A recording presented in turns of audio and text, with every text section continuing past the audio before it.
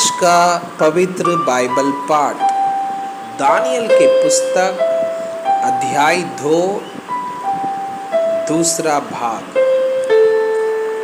राजा को स्वप्न और उसके अर्थ का बताया जाना। तब दानियल ने आर्योक के पास, जिसे राजा ने बेबीलोन के पंडितों का नाश करने के लिए ठहराया था, भीतर जाकर कहा, बेबीलोन के पंडितों का नाश न कर, मुझे राजा के सम्मुख भीतर ले चल, मैं फल बताऊंगा।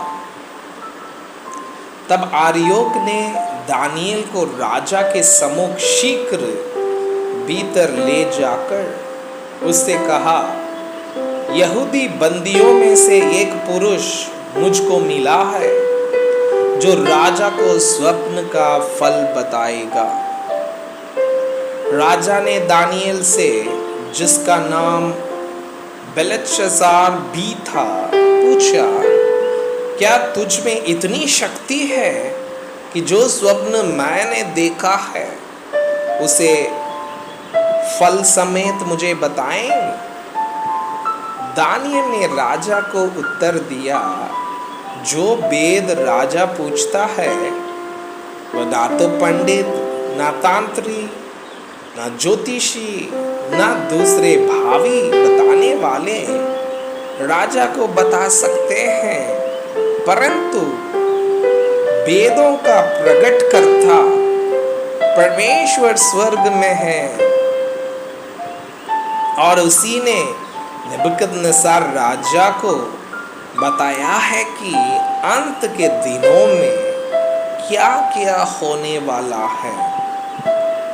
तेरा स्वप्न और जो कुछ तूने पलंग पर पड़े हुए देखा वह यह है राजा, जब तुझको पलंग पर यह विचार आया कि भविष्य में क्या क्या होने वाला है, तब वेदों को खोलने वाले ने तुझको बताया कि क्या क्या होने वाला है।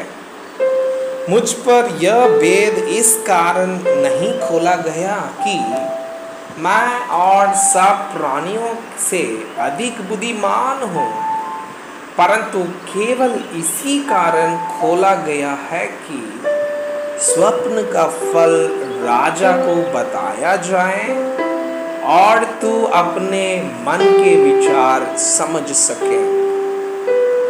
है राजा, जब तू देख रहा था तब एक बड़ी मूर्ति देख पड़ी, और वो मूर्ति जो तेरे सामने खड़ी थी वो लंबी चौड़ी थी, उसकी चमक अनुपम थी और उसका रूप भयंकर था। उस मूर्ति का सिर तो चौके सोने का था, उसकी छाती और भुजाएं चांदी की, उसका पेट और जांघे पित्तल की, उसकी टांगे लोहे की और उसके पांव कुछ तो लोहे के और कुछ मिट्टी के थे। फिर देखते देखते तूने क्या देखा कि एक पत्थर ने बिना किसी के खोदे आप ही आप उखड़कर उस मूर्ति के पांवों पर लगकर जो लोहे और मिट्टी के थे उनको चूर चूर कर डाला। तब लोहा, मिट्टी, पीतल, चांदी और सोना भी सब चूर चूर हो गए और धूप काल में खलियानों के भूसे के समान हवा से ऐसे उड़ गए कि उनका कहीं पता न रहा, और वो पत्थर जो मूर्ति पर लगा था वो बड़ा पहाड़ बनकर सारी पृथ्वी में फैल गया। स्वप्न तो यों ही हुआ और अब हम उसका फल राजा को समझा देते हैं। हे राजा, तू तो महाराजाधिराज है, क्योंकि स्वर्ग के परमेश्वर ने तुझको राज्य, सामर्थ, शक्ति और महिमा दी है। और जहाँ कहीं मनुष्य पाए जाते हैं, वहाँ उसने उन सबों को और मैदान के जीव जंतु और आकाश के पक्षी भी तेरे वश में कर दिए हैं,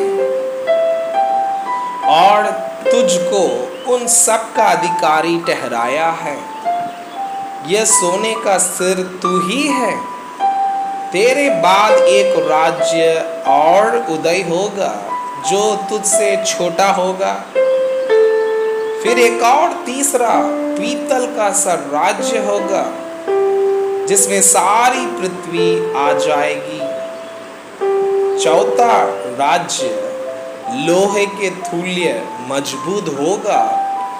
लोहे से तो सब वस्तुएं चूर चूर हो जाती और पिस जाती है, इसलिए जिस भांति लोहे से वे सब कुचली जाती है, उसी भांति उस चौथे राज से सब कुछ चूर चूर होकर पिस जाएगा। तूने जो मूर्ति के पांवों और उनकी उंगलियों को देखा, जो कुछ कुम्हार की मिट्टी की और कुछ लोहे की थी, इससे वो चौथा राज बांटा हुआ होगा, तो भी उसमें लोहे का सा खंडपन रहेगा। जैसे कि तूने कुम्हार की मिट्टी के संग लोहा भी मिला हुआ देखा था, जैसे पांवों की उंगलियां कुछ तो लोहे की और कुछ मिट्टी की थी। इसका अर्थ यह है कि वह राज्य कुछ तो दृढ़ और कुछ निर्बल होगा। तो तूने जो लोहे को कुम्हार की मिट्टी के संग मिला हुआ देखा, इसका अर्थ यह है कि उस राज्य के लोग एक दूसरे मनुष्य से मिले जुले तो रहेंगे, परंतु जैसे लोहा मिट्टी के साथ मेल नहीं खाता, वैसे ही वे भी एक ना बने रहेंगे। उन राजाओं के दिनों में स्वर्ग का परमेश्वर एक ऐसा राज्य उदय करेगा जो अनंत काल तक न टूटेगा और न वो किसी दूसरी जाति के हाथ में किया जाएगा, वरन वह उन सब राज्यों को चूर चूर करेगा और उनका अंत कर डालेगा, और वो सदा स्थिर रहेगा। जैसा तूने देखा कि एक पत्थर किसी के हाथ के बिन खोदे पहाड़ में से उखड़ा और उसने लोहे, पीतल, मिट्टी, चांदी और सोने को चूर चूर किया, इसी रीति महान परमेश्वर ने राजा को बताया है कि इसके बाद क्या क्या होने वाला है। ना स्वप्न में और ना उसके फल में कुछ संदेह है। राजा द्वारा दानियल का सम्मान। इतना सुनकर नबूकदनेस्सर राजा ने मुंह के बल गिरकर दानियल को दंडवत किया और आज्ञा दी कि उसको भेंट चढ़ाओ और उसके सामने सुगंध वस्तु जलाओ। फिर राजा ने दानियल से कहा, सच तो यह है कि तुम लोग का परमेश्वर, सब ईश्वरों का ईश्वर, राजाओं का राजा और वेदों का खोलने वाला है। इसीलिए तू यह वेद प्रकट कर पाया। तब राजा ने दानियल का पद बढ़ा किया और उसको बहुत से बड़े बड़े दान दिए, और यह आज्ञा दी कि वो बाबिलोन के सारे प्रांत पर हाकिम और बाबिलोन के सब पंडितों पर मुख्य प्रधान बने।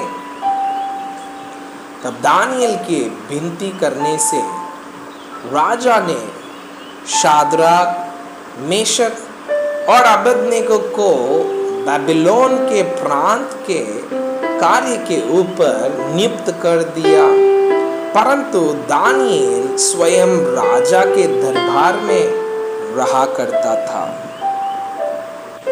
मैं आपसे यह अनुरोध करता हूँ कि कृपया आज का बाइबल पाठ को अध्ययन करें और जिन वचनों के द्वारा आप प्रभावित हुए उसे अपने कॉपी में लिखें और आज दिन भर इस वचनों को अपने जीवन में अभ्यास करें।